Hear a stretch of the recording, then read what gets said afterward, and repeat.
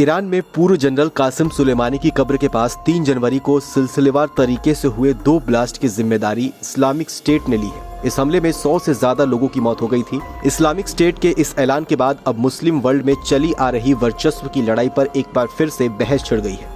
कहा जा रहा है कि ईरान पर हमला करके इस्लामिक स्टेट ने एक बार फिर ईरान और उसे समर्थन देने वाले हिजबुल्लाह और हूती विद्रोहियों जैसे संगठनों को खुली चुनौती दे दी है। आइए आपको बताते हैं कि आखिर इस्लामिक वर्ल्ड में चली आ रही इस प्रॉक्सी वार का कारण क्या है और इस लड़ाई में कौन किसकी तरफ है। ये बात किसी से छिपी नहीं है कि हमास, हिजबुल्लाह और हूती विद्रोहियों के संगठन को ईरान का खुला समर्थन है।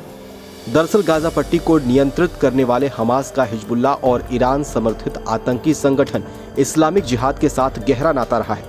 इजराइल पर 7 अक्टूबर को जो आतंकी हमला किया गया था, उसके बाद हिजबुल्लाह ने बाकायदा बयान जारी कर कहा था कि हमास ने हमले को अंजाम देने से पहले हिजबुल्लाह से संपर्क किया था। ईरान समय समय पर इन संगठनों को पैसे और हथियार देकर उनकी मदद करता रहा है। ये आतंकी संगठन ईरान मेड कई हथियारों का इस्तेमाल करते हैं।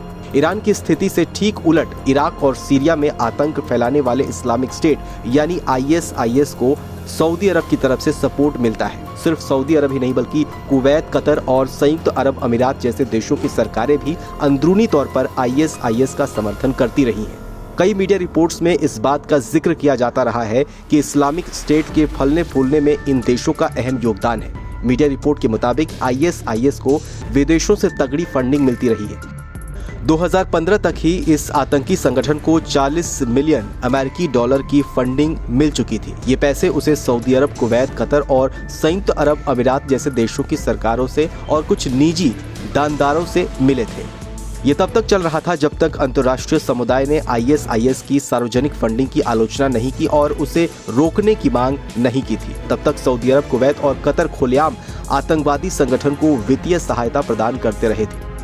ऐसा नहीं है कि सिर्फ सऊदी अरब समर्थित ISIS ही ईरान में हमलों को अंजाम देता है, बल्कि ईरान समर्थित हिजबुल्लाह और दूसरे संगठन भी सऊदी अरब को निशाना बनाते रहते हैं। कई बार ऐसे केस देखने को मिले हैं जब हिजबुल्लाह सऊदी अरब पर मिसाइल से हमला कर देता है। कुछ समय पहले सऊदी अरब के एयरपोर्ट पर ड्रोन से हमला किया गया था। इस हमले का शक हूती विद्रोहियों पर जताया गया था।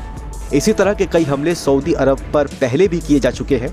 इसी तरह के हमलों को आए दिन ISIS ईरान में अंजाम देता रहता है और जिसे सऊदी अरब अब फंडिंग करता है। दरअसल ईरान और सऊदी अरब में वर्चस्व की लड़ाई है। ईरान लंबे समय से परमाणु बम बनाने की तैयारी कर रहा है। माना जा रहा है कि वो बम बनाने के काफी करीब पहुंच गया है। सऊदी अरब इस बात को लेकर काफी चिंतित है।